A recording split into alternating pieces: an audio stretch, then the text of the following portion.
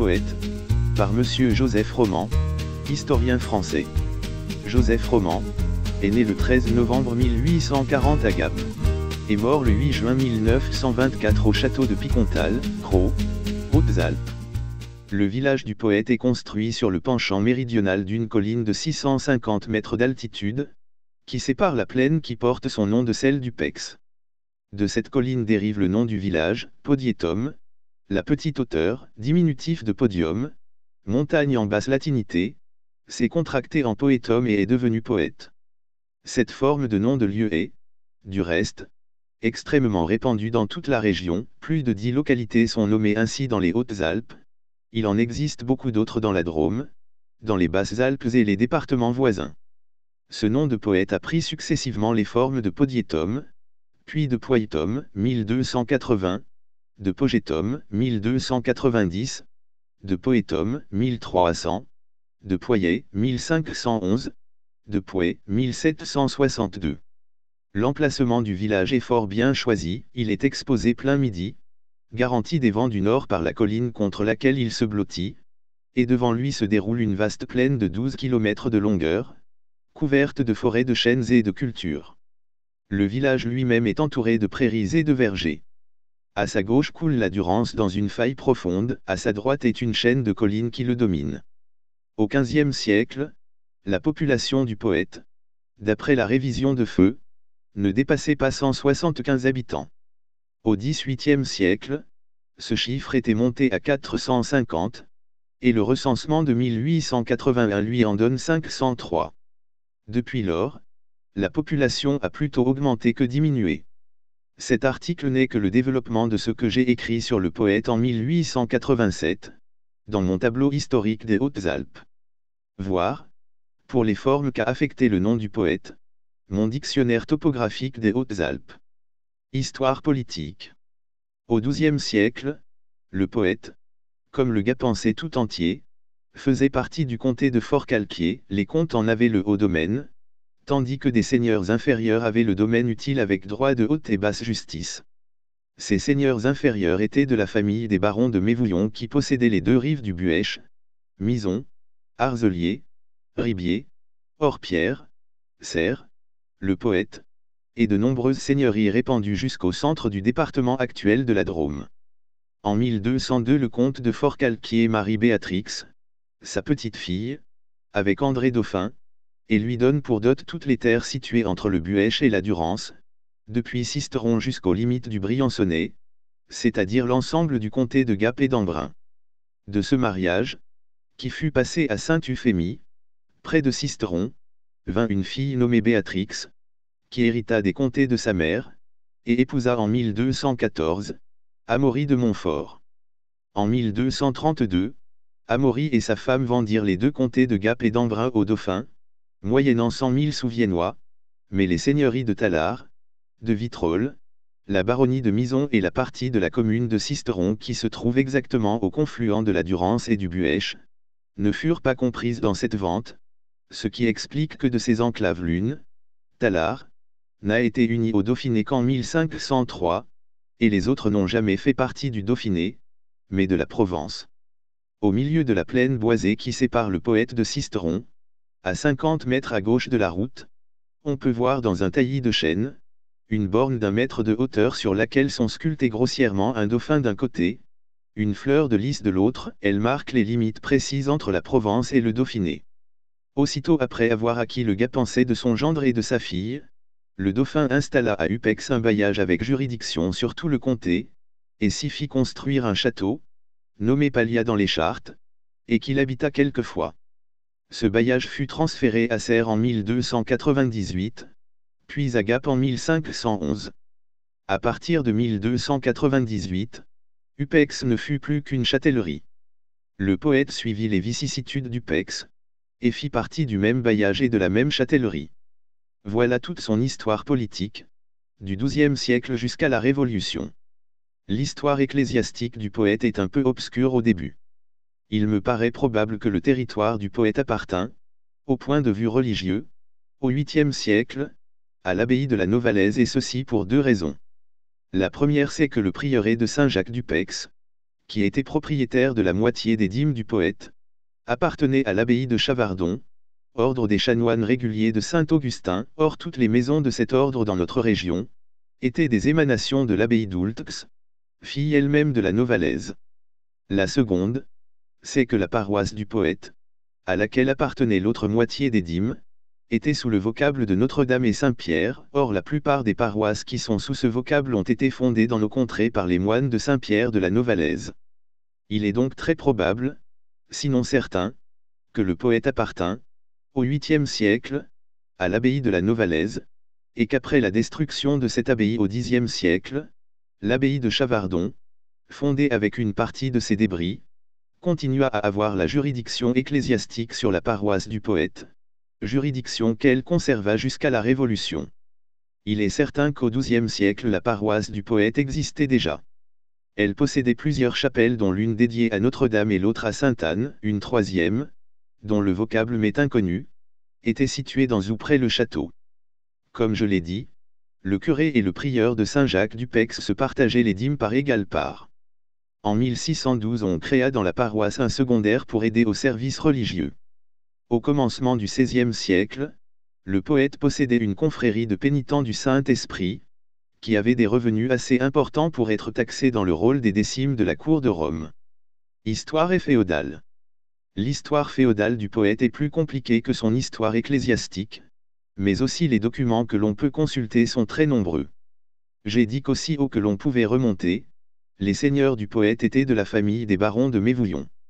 Le premier que j'ai trouvé est Rembaud de Mévouillon vivant en 1120, Galburge de Mévouillon, son arrière-petite-fille, vendit au dauphin, le 9 octobre 1264, tout ce qu'elle possédait au poète avec le droit de haute et basse justice, sauf les droits du comte de Forcalquier. À peine propriétaire de cette terre, le dauphin l'inféoda à Philippe de Lavenau, sénéchal de Provence, seigneur de Serres et de Valerne. Ce personnage était le fils de Robert de Lavenau de Salerne, près de Naples, qui était venu d'Italie professer le droit en Provence et y avait acquis une situation considérable. Cette famille s'éteignit à la 3e génération, et en 1291, le dauphin racheta la terre du poète et la partagea en deux co-seigneuries, la seigneurie majeure avec les droits de justice, et l'inférieure avec seulement les droits utiles. Depuis 1297, la seigneurie majeure passa de main en main, revendue, rachetée à plusieurs reprises. Le premier possesseur en 1297 fut Bienvenu de Campay, dit Bienvenu de Pavie, jurisconsulté italien qui était venu, comme tant de ses compatriotes, professer le droit en Dauphiné et y avait acquis une haute situation administrative. Après lui nous trouvons les familles Célé, Panchaud et le prince d'Orange. Cette seigneurie majeure se vendit une moyenne de 2500 florins d'or.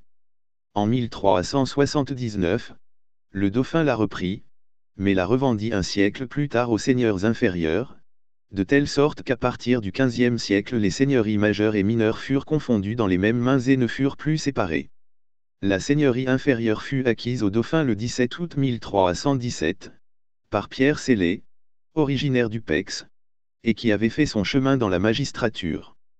Son fils Céleux Célé la revendit au dauphin le 29 avril 1339 pour 3717 florins d'or. Cette vente fut annulée en 1341. Guillemette de la Tour, veuve de Céleux Célé, épousa en 1345 Guillaume de Rame, et depuis cette époque jusqu'en 1640, la baronnie du poète resta entre les mains de cette puissante famille embrunaise. Quelques-uns de ses membres, tels que Sauffret de Rame, 1500 à 1557, acquirent une certaine réputation comme capitaines dans les guerres d'Italie. À la fin du XVIe siècle, les Rames du poète paraissent avoir eu une médiocre situation de fortune. Claude de Rame engage, le 8 avril 1583, la moitié de la baronnie du poète à Claude de Périssol, auquel il devait 4500 écus d'or. Le 20 janvier 1611, Lucrèce de Rame et Jean de Barras son mari, engagent l'autre moitié à Florent de Renard pour 102 000 livres. Vers 1600, Lucrèce de Villeneuve, veuve de Balthazar de Rame, épousa un cousin éloigné de son mari, Mathieu de Rame, seigneur des Crottes, Mison et Volonne, gouverneur de Digne, maréchal de Caen, qui réunit entre ses mains la baronnie entière en achetant tout ce qui appartenait encore à d'autres membres de sa famille, 1621. Il ne laissa qu'une fille, nommée Hélène, qui vendit cette terre le 21 janvier 1640 à Jacques Amat, baron d'Avançon et Château-Dauphin, seigneur du Pex, Raboux, Chaudun et Montalquier, trésorier général, gouverneur de Château-Dauphin, moyennant la somme de 91 000 livres. C'est Jacques Amat qui fit construire hors du village, non loin de la Durance, une habitation assez vaste qui fut nommée le château des Concis. Il y séjournait quand il venait au poète et j'ai en main quelques actes qui y furent passés par son fils et lui. Jacques Amat mourut le 25 mai 1660, son fils Claude Noël, conseiller au Parlement de Metz, fut son héritier et mourut en 1705. Louis Balthazar Amat, marquis de Volx, fils de Claude Noël, vendit le 11 novembre 1719, la baronnie du poète à Camille d'Austin, duc d'Austin, comte de Tallard, seigneur d'Arzelier, maréchal de France, membre du conseil de régence, pour la somme de 290 000 livres. Marie-Joseph, fils de ce dernier, étant mort sans postérité en 1755, son immense héritage fut dévolu à sa cousine, la marquise de Sassenage, qui revendit la même année la baronnie du poète à Antoine de Gautier, conseiller au Parlement de Provence. Cette famille, dont l'anoblissement ne remontait qu'à 1734, possédait encore la baronnie du poète en 1789, elle émigra, ses biens furent confisqués et vendus à vil prix. Le dernier membre de la famille de Gautier, Henri-Joseph, est mort à Aix en 1832. Un de ses frères, officier d'un rare mérite, avait été l'un des émissaires les plus actifs de Louis XVIII en Provence. Après le coup d'État de Fructidor, il tomba entre les mains des Jacobins et fut fusillé sans jugement, dans les environs de Nice ou de Toulon. Le portrait de Jacques Amat existe dans l'église du Pex, je possède celui de Claude Noël en robe de conseiller du Parlement. Cette branche de la famille Amat, fixée à Aix, s'est éteinte en 1808 en la personne de Marie Amat, épouse de Dupérier. La baronnie du poète se composait, outre les droits féodaux, de plusieurs beaux domaines, entre autres de la Grande et la Petite Sainte-Anne, défrichés dans les blaches du poète et d'une superficie de plusieurs centaines d'hectares, et de vastes prairies autour du village. L'ancien château, situé au sommet de la colline, n'était probablement qu'une tour carrée datant du XIIe siècle, il n'en reste plus aujourd'hui qu'un pan de mur. Il n'y a jamais eu de château proprement dit au poète, car les seigneurs n'y ont résidé que rarement. On ne sait même pas où était située leur habitation seigneuriale avant la construction du château des Concis. Un écrivain récent conte que la baronne d'Allemagne obtint, en 1586, la restitution du château du poète, après la mort de son mari, chef des protestants de Provence, à condition d'en démolir les fortifications. Il s'agit du poète dans les Basses-Alpes, et non dans les Hautes-Alpes, dont jamais les barons d'Allemagne n'ont été seigneurs. Le poète n'a pas d'histoire, on ne sait rien de sa vie municipale, aucun événement notable ne s'y est produit, il n'y existe aucun monument qui vaille la peine d'être cité.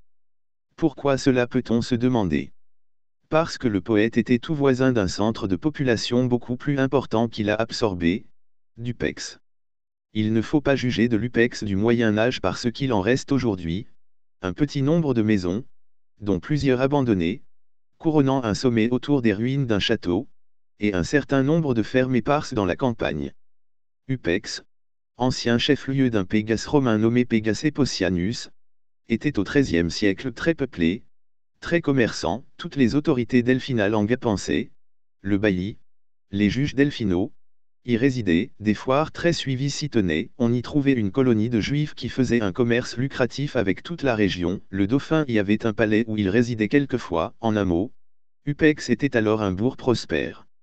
Le 10 mai 1253, le dauphin accorde aux habitants d'Upex une charte de liberté fort importante, cette charte est renouvelée avec des stipulations plus favorables encore le janvier 1263 sur les instances du juif Abraham, marchand à Upex, et moyennant la somme, assez forte pour l'époque, de 60 livres viennoises. Jusqu'en 1298, Upex resta le centre de toute l'administration delphinale angapensée. En 1298 il en fut dépouillé au profit de Cers et sa décadence commença. Mais cette décadence fut assez longue à produire tous ses effets et à la fin du XIVe siècle, Upex était encore un bourg populeux et commerçant. Cela explique pourquoi le poète, situé tout à côté, n'a jamais eu aucune importance. Lorsqu'au milieu du XVIIIe siècle une belle route fut construite par les ingénieurs royaux et traversa le poète, lorsqu'un roulage considérable s'y établit, le poète entra dans l'ère de prospérité.